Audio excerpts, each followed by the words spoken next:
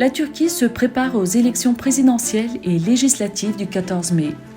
Alors que le président Recep Tayyip Erdoğan vise une nouvelle victoire aux urnes, le nationaliste turc Sinan Oğan a été annoncé comme 4e candidat à la présidentielle. Voici 5 choses à savoir sur Sinan Oğan. L'ancien membre du MHP se présentera comme candidat présidentiel de l'Alliance Ata aux prochaines élections. L'Alliance Ata est un bloc de 4 partis, les partis Zafer, Adalet, Ülkem et Türkiye İttifakı, tous connus pour leur prise de position nationaliste.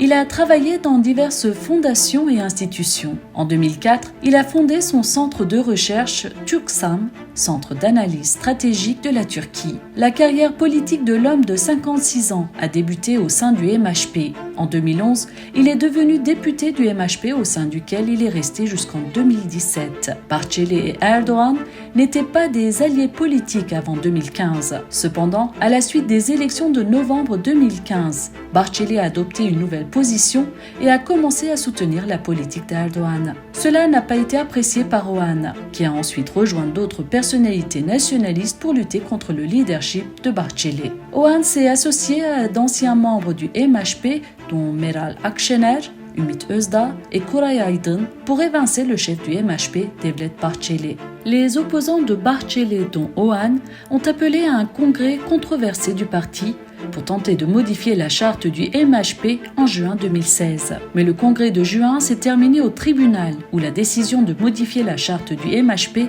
a ensuite été annulée.